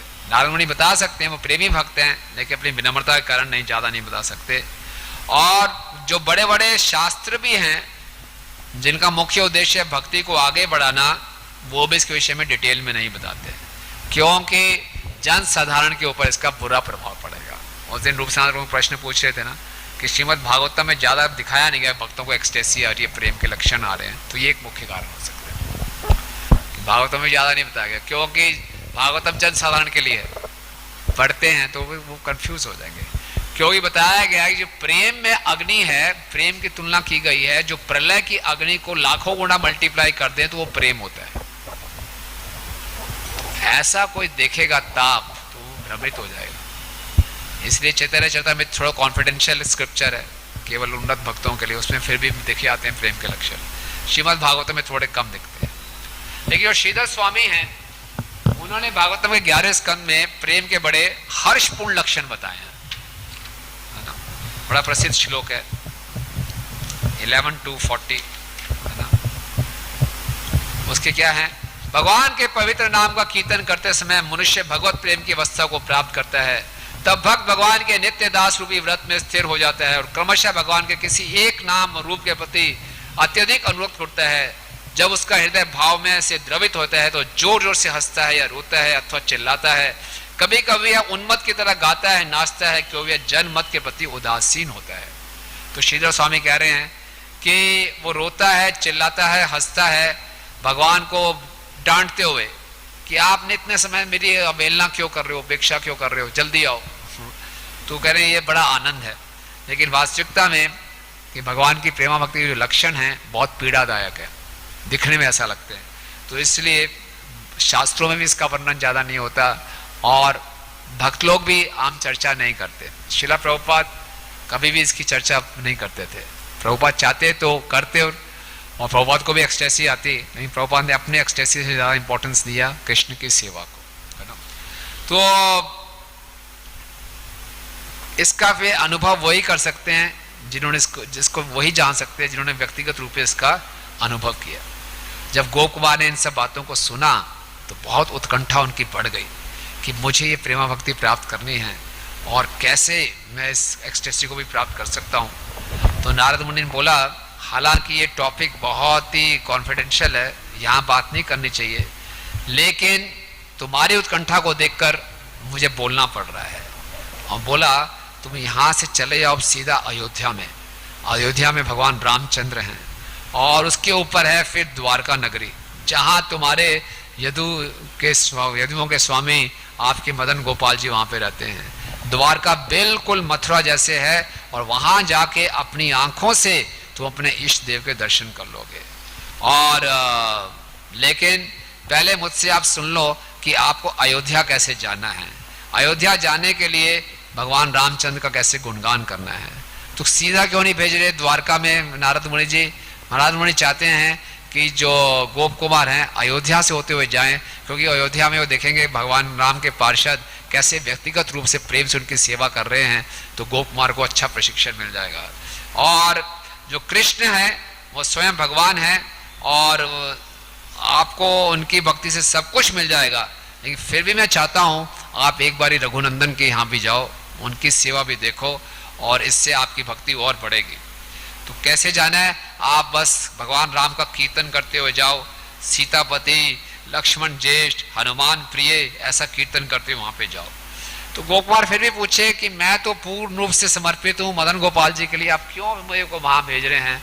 तो पढ़िए प्लीज इसका। One should follow whatever path leads to attaining one's own worshipable deity. That is the most intelligent way to act. Persons exclusively devoted to their object of worship should be very much attracted to anything in which they find even a faint scent of their deity's presence. Gopal पूछे मैं तो पूर्ण रूप से समर्पित हूँ मदन गोपाल जी के लिए, आप मुझे क्यों ले रहे हो? ये फिर व्यभिचार तो नहीं हो जाएगा? बोले नहीं नहीं नहीं, जो वास्तव में वो भक्त होते हैं उनको कहीं से भी अपनी इष्ट की थोड़ी गंध भी मिले उसको स्वीकार करते हैं, तो आपको आपके लिए सहायक होगी आपकी भक्ति को बढ़ाने के लिए। और अगर आप भगवान के राम जी के चरणों की पूजा करके भगवान राम देखेंगे कि आप अभी भी प्रसन्न नहीं हो, और भगवान राम जिनका हृदय बहुत कोमल है, करुणा से भरा हुआ है, वो आपको आप बड़ी खुशी खुशी फिर से द्वारका में भेज देंगे। और जब आप अयोध्या से द्वारका जाओ तो खूब संकीर्तन करते हुए जाओ, और वहां जाओगे तो अपने आप तुम्हें कृष्ण के दर्शन हो जाएंगे। तो इसलिए अयोध्या द्वारका ये वैकुंठ में ही है, लेकिन वैकुंठ से आगे है, आप आगे निकल जाओ। लेकिन गोप कुमार सोच रहे हो आप मेरे को वैकुंठ छोड़ने को बोल रहे हो, मैं नारायण जी से परमिशन तो ले लूं? तो बोलते हैं नहीं, नारायण ने मुझे यहाँ पे भेजा है। पढ़िए please. By his order I have come here to see you. He knows the movements of everyone's heart, and you should know that from my mouth you have received his order. तो उन्होंने मुझे भेजा था आपके पास, क्योंकि वो जानते थे आपके हृदय में क्या चल रहा है, इसलिए मैंने आया हूँ। मेरे मुख से आपको उन्हीं की आज्ञा प्राप्त हो रही है। फिर भी गोकुमार कहे मैं वैकुंठ में हूँ, नारायण इसके स्वामी हैं, अच्छा नहीं लगता। भक्ति के भाव यही है कि मैं उनसे एक बार मिल के चला जाऊँ। बोले नहीं नहीं नहीं, वो अभी भी बाहर गए हैं, तो उनसे तुमसे प्रतीक्षा नहीं होगी। बोले बाहर गए हैं, फिर भी मैं प्रतीक्षा कर लेता हूँ। नहीं नहीं, किसी भक्त पे करुणा दिखाने गए हैं, कुछ ज़्यादा समय लग जाएगा, तो फिर आप तुम्हें प्रतीक्षा नहीं, निकल जाओ तुम, और यही सही समय है। तो देखिए भगवान इतने दयालु हैं, नारायण सही समय पे निकल गए और नारद मुनि को बोला कि उसको समझाओ और मैं निकलता हूँ, क्योंकि एक बार मुझे देख लेंगे फिर ये रुक जाएंगे, फिर इनका हृदय द्रवित हो जाएगा, मेरे को छोड़ने की इच्छा नहीं होगी और ये चलता रहेगा, फिर मैं गायब हो जाऊंगा, फिर दुखी हो जाएंगे। तो फिर मैं चला ही जाता हूँ और तुम इसको पीछे से समझा के भेज देना। तो जब ये सुना तो गोप कुमार बहुत प्रसन्न हुए और गोप कुमार फिर जल्दी से बड़ी तीव्रता से भागते हुए जो नारद मुनि से आशीर्वाद लेकर जो उनके आदेश थे भगवान राम का गुणगान करते हुए पहुंचे। और जब वहां पर पहुंचे, गोप कुमार अयोध्या पहुंच रहे हैं, तो रास्ते में क्या देख रहे हैं कि अयोध्या के द्वार पे दिशा में कुछ बंदर हैं और बंदर इधर उधर कूद रहे हैं और साथ साथ में चिल्ला रहे हैं क्या, राम राम। और बंदर आ गए उनके आसपास और बंदरों ने देखा गोप कुमार एक नया व्यक्ति है, साधारण से कपड़े में, साथ में बंसी है, तो बंदर हाथ से बंसी खींचने लगे। कि बंदर बोलते हैं यहाँ कृष्ण भक्त नहीं चलेंगे, केवल राम भक्त रह सकते हैं। तो बड़ी मुश्किल से अपनी बंसी को बचा रहे थे, बचाते हुए जब आगे निकले तो बहुत सुंदर सुंदर उनको मनुष्य दिखाई दिए, इतने सुंदर, वो वैकुंठ वासियों से भी सुंदर, हालांकि उनकी 2 भुजाएं थी।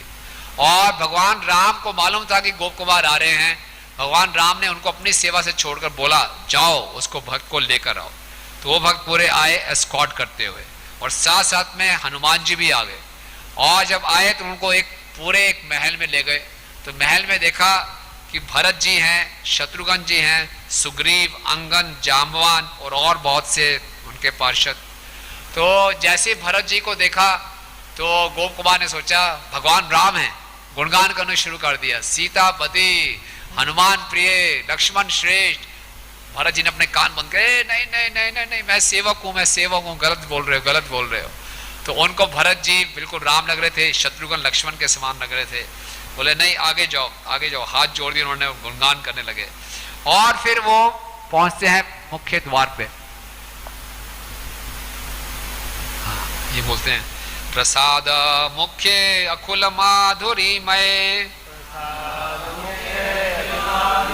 सम्राज्य सिंहानमास्थितं सुखम हृष्टं महापुरुष लक्षान्वितं नारायणेनोपमितं कथंचन। पढ़िए please. He sat comfortably on a royal throne in the best of the palaces, a palace full in all charming attractions. Happy and marked with all the signs of great personage, he seemed somewhat like Lord Narayan. देखा दूर बैठे हुए भगवान बहुत सुंदर सिंहासन पे और बहुत प्रसन्न मुद्रा में हैं। सारे महापुरुषों के उनके लक्षण हैं और वो नारायण जैसे दिख रहे थे, लेकिन कुछ ऐसे उनके अंदर आकर्षण थे, वो नारायण से भी ज़्यादा सुंदर थे। उनके हाथ में धनुष था और बहुत ही विनम्र दिख रहे थे और एक आदर्श राजा की तरह बिल्कुल सही मर्यादा में व्यवहार कर रहे थे। और उनको देखकर जो मुझे प्रेम उत्पन्न हुआ और मैं बार बार उनको प्रणाम करने लगा और देख ही नहीं पा रहा था, और खड़ा होता था हाथ जोड़ता था प्रणाम करता था, खड़ा होता था हाथ जोड़ता था प्रणाम करता था। जब ये देखा भगवान राम ने तो उन्होंने क्या बोला, पढ़िए please. Shri Hanuman left me, pulled by his own regular service, and in a single jump went to join his lord. On the left of the Lord, pleasing him with her service, stood his dear counterpart Sita, and on his other side his younger brother Lakshman. तो क्या किए, तो भगवान Ram Hanuman ji escort करके लाए थे, लेकिन जैसे राम जी के सामने पहुंचे, हनुमान जी की अपनी सेवा थी, कूद के पहुंच गए सीधा वहीं पे और वो सेवा करने लगे। अब उनको दृश्य दिखाई दिया, क्या भगवान राम हैं, बाईं तरफ सीता जी हैं, दाएं तरफ लक्ष्मण जी हैं और नीचे बैठे हैं हनुमान जी, जो हम देखते हैं राम दरबार का दृश्य। और बोलते हैं इस दृश्य में भगवान राम सबसे ज़्यादा करुणा से भरे होते हैं और सबसे ज़्यादा सुंदर दिखते हैं।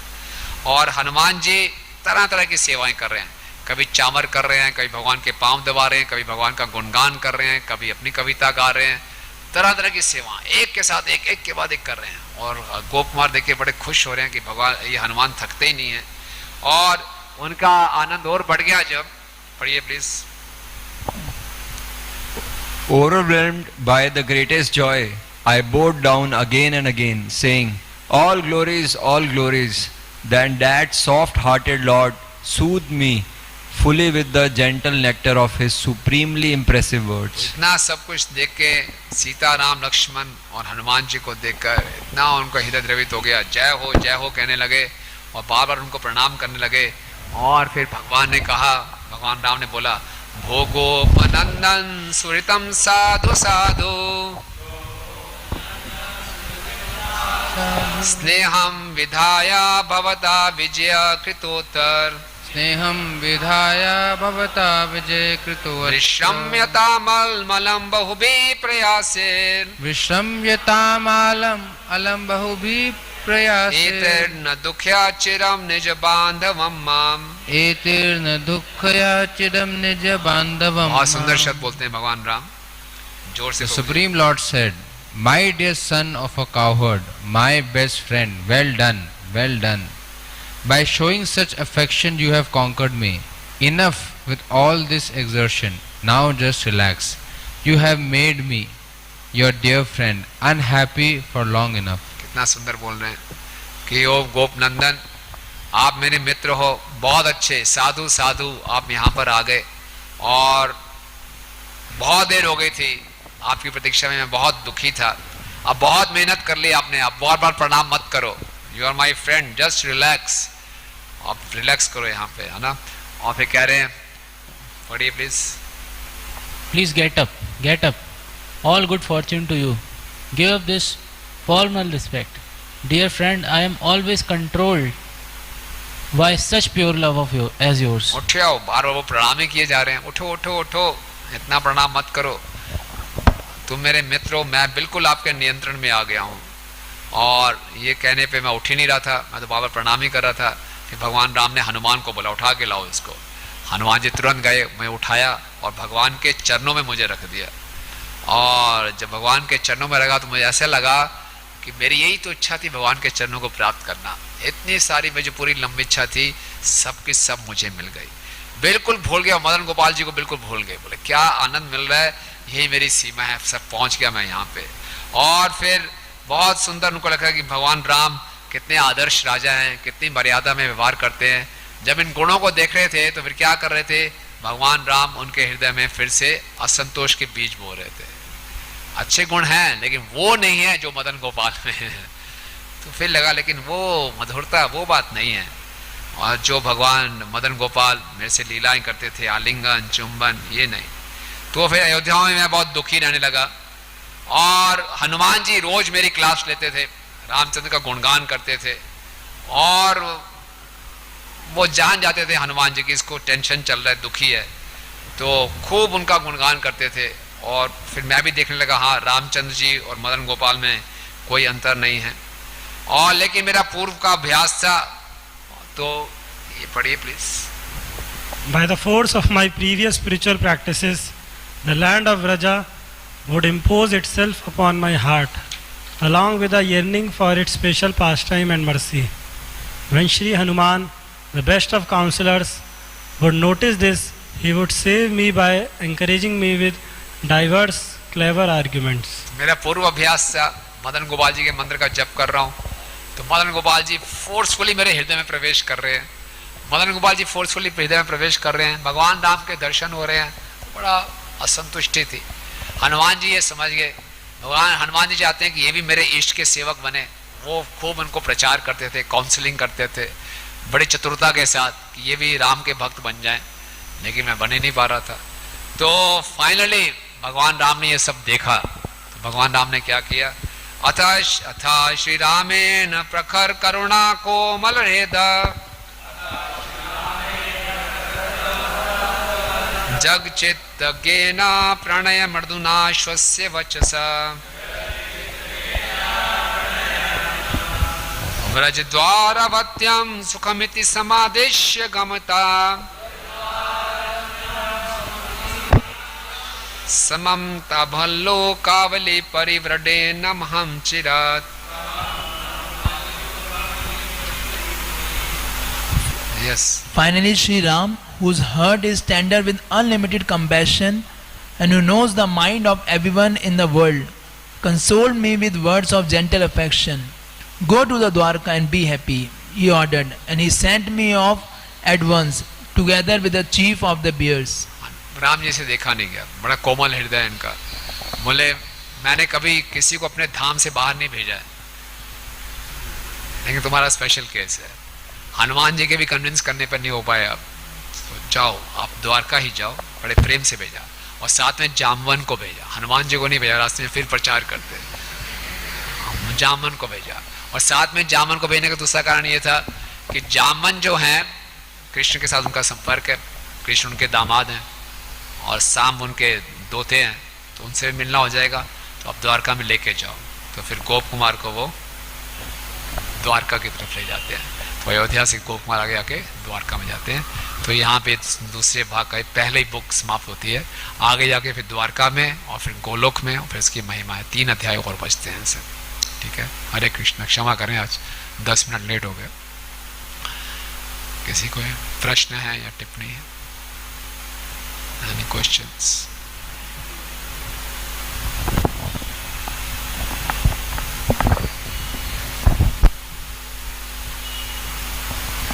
डीटी वर्शिप के बारे में जैसे बीच में नारद मुनि बता रहे थे, तो उसमें वो बोले थे कि अगर कोई कॉन्कॉक्टेड कुछ वर्शिप भी करता है उसको भगवान समझ के, तो उसका भी फल मिलता है। और फिर बाद में फिर जैसे नारद मुनि बता रहे थे कि कोई मतलब इस तरह के कॉन्कॉक्शन से मतलब कुछ ज़्यादा लाभ नहीं होता, मगर डेडिकेशन से हृदय शुद्ध होता है। तो दो अलग अलग बात है या मतलब अलग अलग बात नहीं है। कॉन्कॉक्शन है लेकिन उसमें भगवान मान रहा है और पूरी डेडिकेशन के साथ कर रहा है तो कोई दिक्कत नहीं है। लेकिन कॉन्कॉक्शन से और दूसरे केस में कॉन्कॉक्शन है लेकिन भगवान नहीं मान रहा फिर भी पूरा समर्पित होकर कर रहा है, कई भगवान के भक्तों की उसके ऊपर कृपा हो जाएगी, उसकी क्वालिटी को देखेंगे। लेकिन उससे शेष क्या है कि है कोई कॉन्कॉक्टेड रूप लेकिन उसको साक्षात भगवान के रूप में ही मान रहा है, वो भी ठीक है, वो तो फर्स्ट क्लास में माना गया उसको। जैसे कई सारे लोग होते हैं जो मतलब साईं बाबा या संतोष देखिए साईं बाबा को वो परम पुरुषोत्तम भगवान मान रहे हैं, साईं बाबा कृष्ण, उसको कृष्ण मानेंगे, कृष्ण का कोई कॉन्कॉक्टेड इमेज ले लिया उन्होंने, वो कर रहे हैं। साईं बाबा को साईं बाबा के रूप में ही कर रहे हैं और डेडिकेशन से कर रहे हैं, कुछ लाभ तो होगा उनको, शुद्ध भक्ति नहीं मिलेगी, जो मिलेगा उनको। पर्सनालिटी एग्जिस्ट ना भी करता हो मतलब नहीं, वो है ही नहीं व्यक्ति कोई तो फिर क्या फायदा होगा, कोई व्यक्ति नहीं है। लेकिन अगर भगवान के भक्तों की कृपा हो जाए, बोलो बेचारा कुछ तो कर रहा है, अच्छा कर रहा है, भगवान के भक्त प्रसन्न हो गए तो फिर शुरू हो जाएगी भक्ति। Okay, thank you. फिर एक ऐसा पीछे ये प्रसंग आया था बीच में कि भगवान प्रेमा भक्ति नहीं देते हैं, भगवान प्रेमा भक्ति नहीं देते हैं। हाँ। तो हम सीसी में भी पढ़ते हैं, ऐसे ही कृष्णास कविराज गोस्वामी भी कहते हैं और इसी बात को चैतन्य महाप्रभु की स्पेशलिटी बताते हैं। तो नारद मुनि क्या कारण बताते हैं कि वहाँ पर तो हम ये पढ़ते हैं क्योंकि भगवान जो है वो उनको फिर उसका सेवक बनना पड़ेगा इसलिए नहीं देते हैं। और वो उद्धृत भी करते हैं भागवतम में से, सुखदेव गोस्वामी परीक्षित महाराज को बोलते हैं कि भगवान आपके लिए गुरु भी हैं, पिता भी हैं, भाई भी हैं, बंधु भी हैं, नौकर भी हैं, इसलिए क्योंकि आप भक्त हैं, नहीं तो वैसे भगवान प्रेम भक्ति देते नहीं। तो नारद मुनि क्या आर्गुमेंट देते हैं वो समझ नहीं पाया मैं कि नारद मुनि कहते हैं कि ऑल्टरनेट रीजन देते हैं प्रेम भक्ति नहीं देने का। हाँ, नारद मुनि कहते हैं कि भगवान अगर भक्तों के वश में भी आते हैं इससे तो भगवान की महिमा बढ़ती है और भगवत्ता की परिकाष्ठा है। क्यों नहीं देते, वो दो कारण बताते हैं कि जो प्रेमा भक्ति में महाभाव के लक्षण उत्पन्न होते हैं, उस महाभाव से भक्तों को जो दुख महसूस होता है, हालांकि वो दुख नहीं है, इंटरनल एक्सटेसी है, तो भगवान से नहीं देखा जाता। हमने इसके बृहद भागवत के पहले पार्ट में पढ़ा था कि सब बोल रहे थे कि भगवान को द्वारकावासी आप क्यों नहीं जा रहे वृंदावन में, तो बोले मैं जाऊंगा भी वो संतुष्ट नहीं होंगे, उनके भी महाभाव मुझसे देखे नहीं जाएंगे, है ना। तो भगवान ये कारण बताते हैं। और दूसरा, अगर प्रेमा भक्ति मिलती है, भक्तों को महाभाव के लक्षण प्रकट करते हैं, तो जन साधारण बड़ा विचलित हो जाएगा कि भक्तों की ऐसी हालत होती है ना। इसीलिए शास्त्रों में भी इसको बहुत छुपा के रखा गया, इसके जोर जहां ज्यादा वर्णन नहीं किया गया। तो एक ही भक्त को ऐसे देखकर भगवान को प्रसन्नता नहीं होगी। हाँ। और बाकी लोग समझ नहीं पाएंगे, इसलिए प्रेम भक्ति बहुत ही दुर्लभ। दोनों आर्गुमेंट ठीक हो सकते हैं। पहले वाला भी आर्गुमेंट कि भगवान इतनी आसानी से अपना प्रेम नहीं देते हैं, और ये भी एक नया नारद मुनि ने इसको सुना। ठीक है।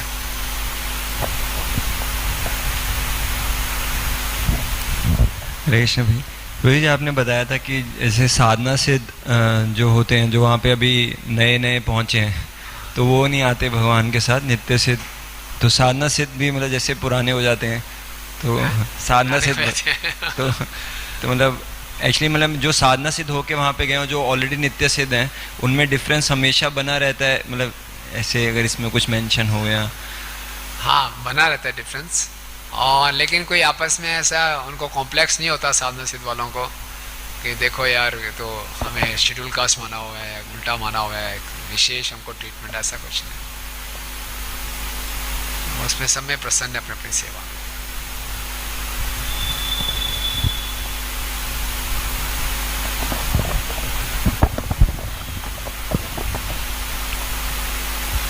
तो ये पहला ये ऑनलाइन क्वेश्चंस हैं, तो इसमें पहला गोविंद बिष्प पूछ रहे हैं कि हरे कृष्ण प्रभु जी, हम दास्य रस से भगवान के साथ जुड़ते हैं, अगर हम वात्सल्य रस के साथ भगवान के साथ जुड़ना चाहते हैं तो दोनों रसों में ये कैसे संभव है, अर्थात वात्सल्य रस क्या अपने आप प्रकट होगा?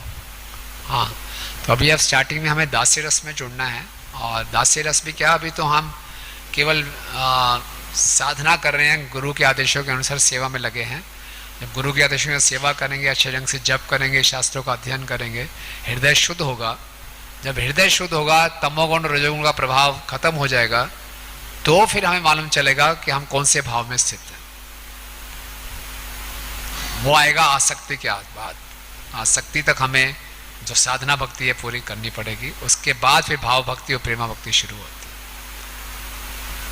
है। दूसरा क्वेश्चन है जो करण शर्मा पे पूछ रहे हैं कि as per today's lecture the नित्य पार्षद are expansions of internal energy, so does it mean that they are not जीव तत्व?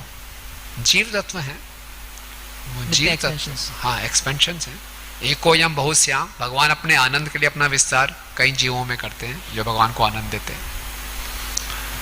और सोनिया शर्मा माता जी का क्वेश्चन है, हरे कृष्ण प्रभु जी, आपने बताया कि जो लक्ष्मी जी भौतिक ऑपुलेंस प्रोवाइड करती है उनसे अधिक भगवान को नियोफाइट भक्त पसंद हैं, हाँ। पर वो भी भगवान की इच्छा से ही वो सेवा कर रही हैं, तो कैसे से समझें? हाँ ठीक है, तो क्योंकि वो चंचल हैं, एक जगह रहती हैं फिर दूसरी जगह चली जाती हैं, और भगवान के जो भक्त नए जुड़े हैं उनसे ऐसा नहीं कि भगवान उनसे घृणा करते हैं, उनको भी अपने वक्षस्थल पे स्थान देते हैं, लेकिन फिर वो उनको भगवान को मालूम है इसका स्वभाव चंचल है और ये संसार के लोगों को भ्रमित करने के लिए, तो भक्त ज़्यादा प्रिय हैं। जो भक्त अभी नया शुरू करे उसका उत्साह बढ़ाने के लिए, तो बाद उनके तात्पर्य में लिख रहे हैं पृथु महाराज के उसमें कि ऐसा नहीं कि दोनों में लड़ाई झगड़ा होगा पृथु महाराज और लक्ष्मी में, बट पृथु महाराज का उत्साह बढ़ाने के लिए वो कर रहे हैं सर। फिर करण शर्मा को एक क्वेश्चन है, as per last lecture satisfying one avatar of Krishna satisfy all other avatars as well. Does it mean that all of them have a single collective consciousness? Can you please explain interaction between two avatar? ये अचिंत्य है, collective consciousness नहीं है, एक है लेकिन जो कई रूपों में प्रकट होते हैं, है ना, रामादि मूर्ति शिकला नेमेन तिष्ठन, कई कई अवतारों में अलग भगवान प्रकट हो रहे हैं वो एक, जैसे सूर्य का उदाहरण देते, एक सूर्य अलग अलग स्थानों में अलग अलग दिख रहा है, तो हर एक कोई प्रकट होते हैं एक विशेष मिशन के साथ, विशेष उद्देश्य के साथ, और विशेष प्रकार के भक्तों को अपनी तरफ आकर्षित करते हैं, है ना। तो एक अवतार, इनका ऐसा कहना कि कलेक्टिव कॉन्शियसनेस नहीं, एक ही कृष्ण है जो अलग अलग रूपों में प्रकट हो रहे हैं हमारे सामने, तो सब जानते हैं।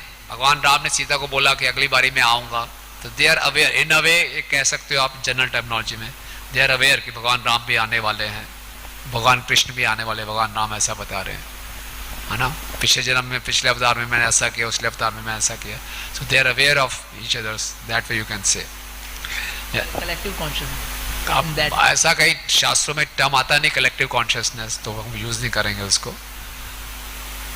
उसके बाद विमला रानी माता जी का क्वेश्चन है कि अगर भगवान हमारे पिता हैं तो लक्ष्मी हमारी माता है, तो हम लक्ष्मी माँ की पूजा क्यों नहीं करते? हाँ, जगत माता कहा गया है, श्रीमती राधा रानी की एक्सपेंशन है लक्ष्मी जी, वो जगत माता है, राधा रानी को जगत माता बोलते हैं। फिर राकेश भास्कर का क्वेश्चन है, इज इट ट्रू दैट सभी जीव सबसे पहले वैकुंठ से ब्रह्मा जी की पोष पर आते हैं? हाँ, भागवतम के तीसरे स्कंद में वर्णन आता है कि जब जीव का पतन होता है तो पहले उसको ब्रह्मा जी की पोस्ट मिलती है, तो सबसे पहले वो ब्रह्मा जी के पास आएंगे। हाँ।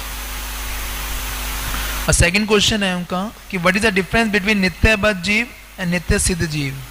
नित्यबद्ध जीव अनादिकाल से भौतिक संसार में है, महामाया के चुंगल में है, कब से है ये डेट बताना मुश्किल है, तो अनादिकाल से, इसलिए उसको नित्यविद बोला जाता है।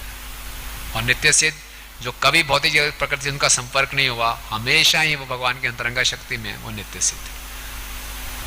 फिर करण शर्मा वो क्वेश्चन है, प्रभु जी please explain how worship of imaginary form of God, especially in contact with other religious faith. What is the special significance of worshipping actual Krishna's form? What is पहला क्वेश्चन पार्ट क्या है? Question पे कि please explain how worship of imaginary form of God, especially in contact with other religious faiths. What is special significance of worshipping actual Krishna's form?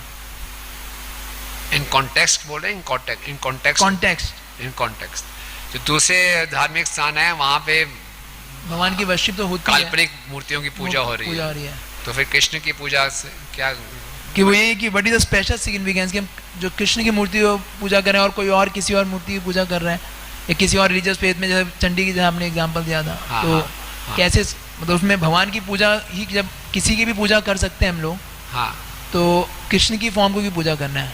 तो कृष्ण को पूजेंगे, कृष्ण भगवान मानते हुए, तो शुद्ध भक्ति प्राप्त होगी। और जो ऐसे कर रहे हैं उनके ज़्यादा से ज़्यादा पूरी डेडिकेशन से शुरू में सारे उनके भौतिक इच्छाएं पूरी होंगी, शुद्ध भक्ति नहीं मिलेगी। तो विनय जोशी को क्वेश्चन है, if someone is not dedicated and does not identify deity as lord, so he should do or not, because you said one will get material benefit. नहीं, एक बार मालूम चल गया तो उसको करना चाहिए। बचना क्यों, भक्ति से बचना क्यों है? जब मालूम चल गया कि अष्टविग्रह की पूजा में इतना लाभ है, तो सही कंसेप्ट के साथ करना चाहिए, गलत धारणाओं से मुक्ति पाके। और क्वेश्चन लेने और क्वेश्चन है कि आनंद शर्मा बुआ क्वेश्चन है, in Vaikuntha when lord would go away from the view of Gop Kumar, why can't Gop Kumar do Shravan of Srimad Bhagavatam and get consoled, as this is also done by Arjun when Krishna left this planet? ठीक बात है। तो ये आगे जाएंगे, जब कोई गोप कुमार हमेशा भगवान के दर्शन करना चाहते थे, नारायण प्रकट भी होते थे, और ऊपर के लोकों में टाइम का इतना प्रभाव नहीं है, तुरंत आते थे। जैसे ही भगवान को लगता था मेरे वक्त दुखी हो रहे हैं, तुरंत भगवान आ भी जाते थे।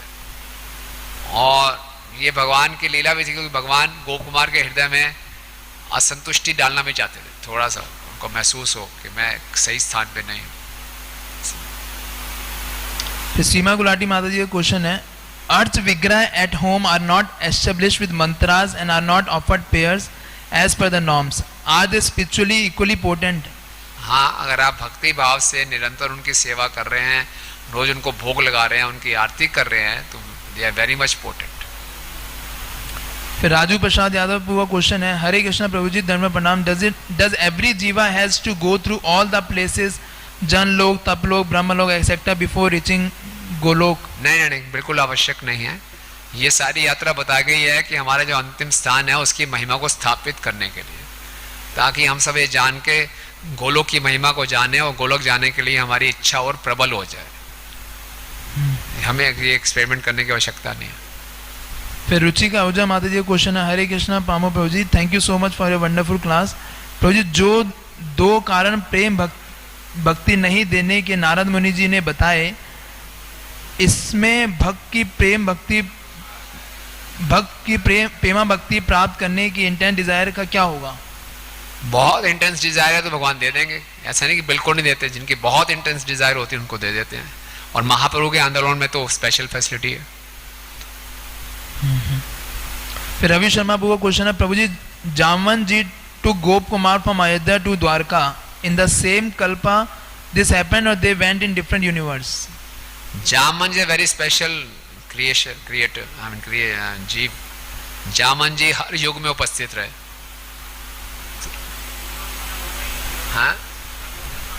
हाँ, और साथ में गोप कुमार अब वहां पे ऊपर हैं, भगवान के धाम में हैं, वहां समय है लेकिन समय का प्रभाव नहीं है।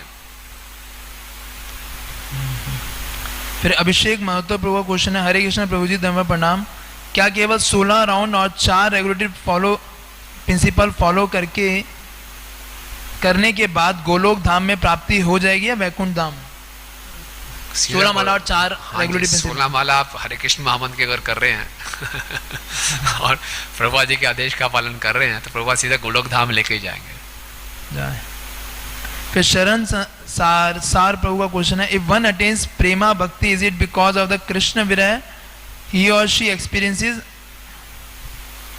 पहले प्रेमा भक्ति होगी फिर विरह होगा, तो नकल नहीं माननी है हमने।